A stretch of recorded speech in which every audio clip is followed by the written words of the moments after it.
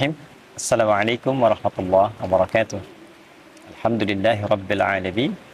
Wassalatu wassalamu ala rasulillahil karim. Nabiyyina wa sayyidina Muhammadin al-amin wa ala alihi wa sahbihi ajma'in. Wa ba'd. Saudara-saudariku, berjumpa kembali dalam kajian Aku Suka. Ayo kultum sejenak untuk berbuka. Semoga sampai detik ini kita senantiasa dinaungi oleh rahmat Allah Subhanahu wa taala yang menjadikan kita semakin bergembira dan semangat menunaikan ibadah puasa Ramadan sekaligus mengisi setiap waktunya dengan meningkatkan berbagai macam amal soleh yang mampu kita optimalkan.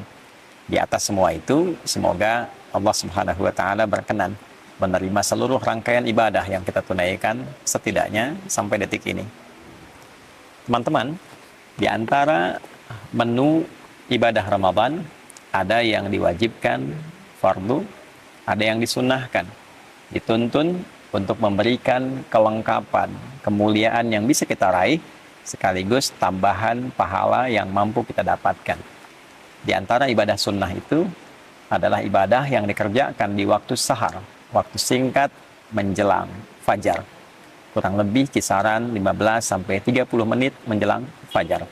Bila pun waktu subuh, misal saja ambil pasnya jam 4.30, maka waktu sahar tepat di pukul 4 menjelang ke waktu fajar. Segala aktivitas yang dikerjakan di waktu sahar dinamakan dengan sahur.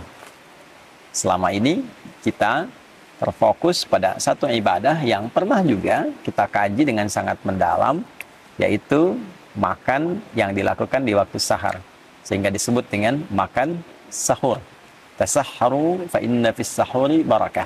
Demikian tegas Nabi SAW, makan sahurlah Anda, karena di dalam makan sahur yang benar itu terdapat banyak sekali keberkahan, banyak sekali tambahan-tambahan kebaikan. Pada titik ini, kita telah mengkaji dengan cukup detail insya Allah tentang makna sahar, tentang keberkahan di waktu sahur.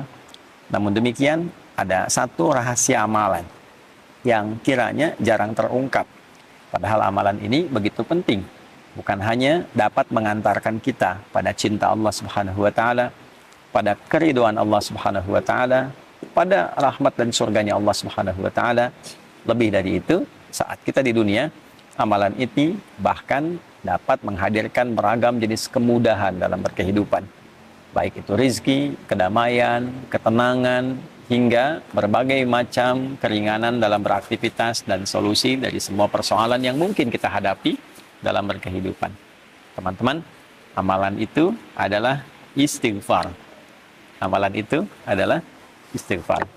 Di dalam Al-Quran ada beragam ayat yang kita dapat temukan yang menunjukkan amalan istighfar yang dikhususkan waktunya di waktu sahar. Jamak dari kata sahar adalah ashar. Adalah ashar. Kata ashar pertama kita temukan di antaranya dalam Al-Quran surah Ali Imran di ayat yang ke-17. Ketika Allah Subhanahu wa taala menyifati kalangan orang takwa. Jadi di ayat 15-nya kita mendapatkan sifat-sifat orang takwa. Qul a'unabbi'ukum bi khairin min dzalikum lilladzina taqaw inda rabbihim. Muhammad SAW viralkan kepada orang-orang yang kehidupannya fokus mencari kemapanan dan kenyamanan dunia. Pengen mendapatkan limpahan dari harta benda, emas, perak, kalau sekarang mungkin uang, aset dan sebagainya. Pengen punya kendaraan yang mewah, pengen punya lahan yang cukup luas, pengen punya hewan ternak, kebun, dan sebagainya. Di atas semua itu viralkan ya Muhammad SAW, ada anugerah yang sangat istimewa, yang sangat agung, yang Allah berikan khusus pada orang-orang yang bertakwa. Nah, apa hadiah yang Allah berikan itu? Ya, ada jannah berupa surga yang dihiasi dengan keindahan yang sangat sempurna, pasangan-pasangan yang sangat serasi, dan yang paling tinggi adalah keridhaan Allah Subhanahu wa taala. Kalau Allah sudah ridho, semua akses dibuka, langit dan bumi dibuka. Ya, untuk siapa orang-orang itu?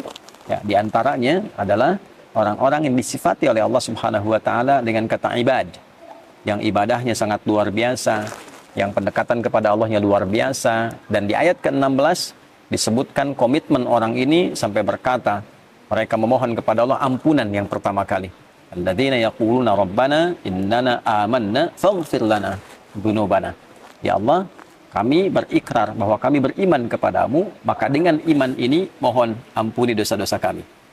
Ya, ampuni dosa-dosa kami. Jadi yang didahulukan oleh Allah ternyata amalannya adalah permohonan ampunan.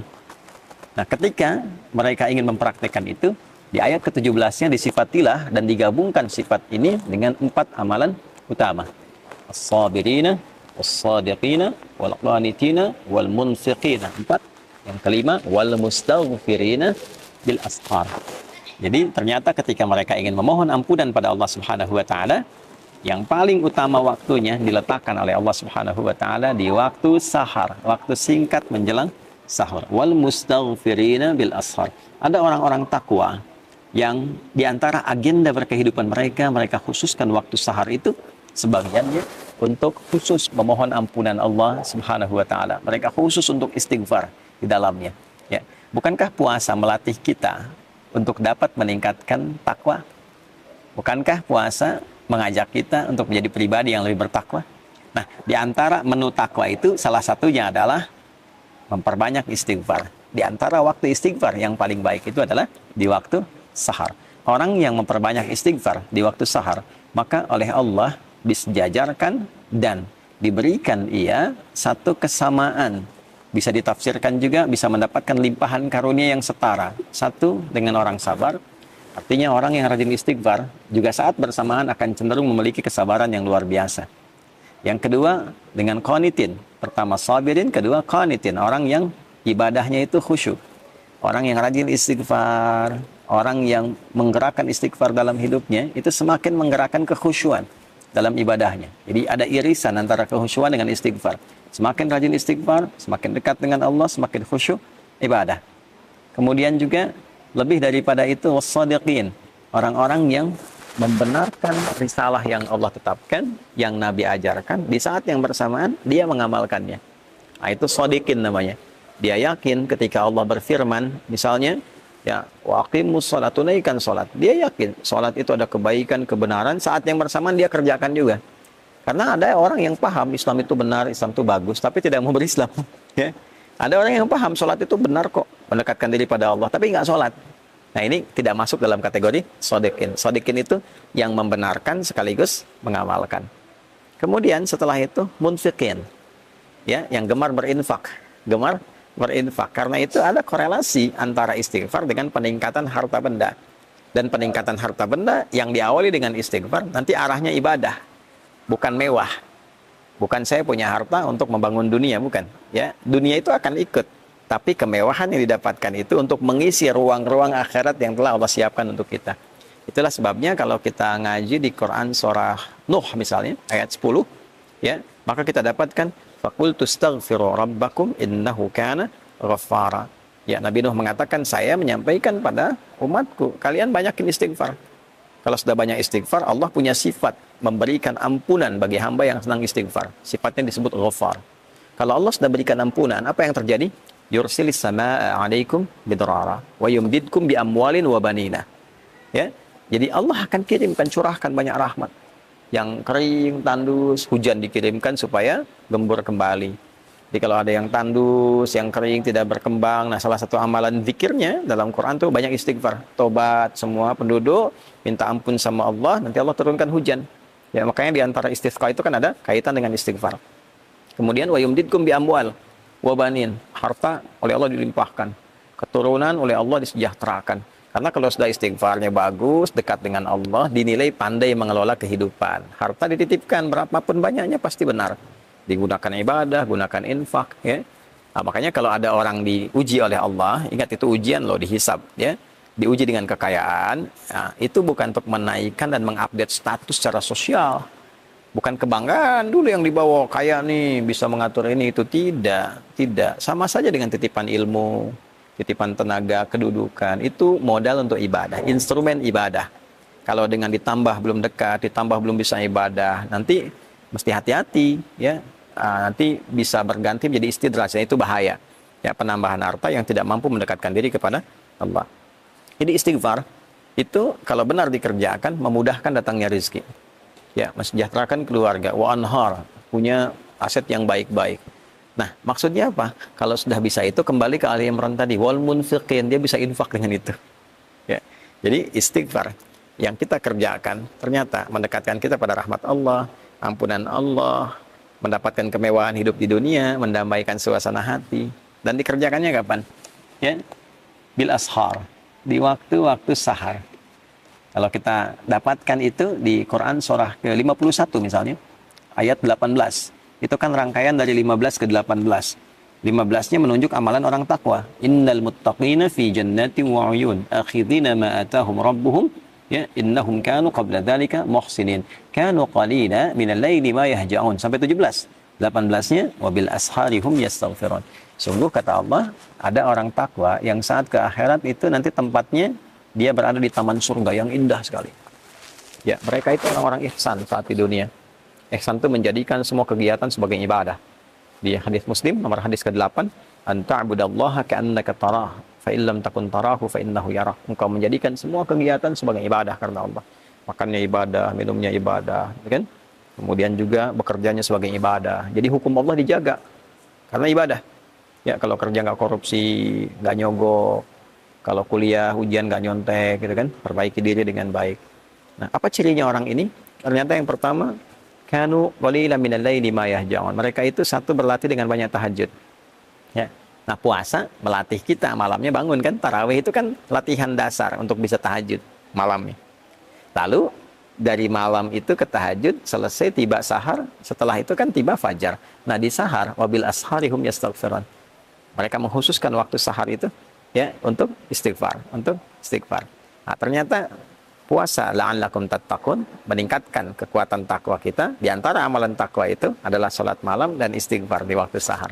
Jadi kesimpulannya teman-teman sekalian, sahur itu ada banyak keberkahan yang bisa diraih. Di antaranya makan sebagai sunnah Nabi sallallahu alaihi wasallam. Bagi orang-orang yang menginginkan lebih, sahur plus. Apa plusnya?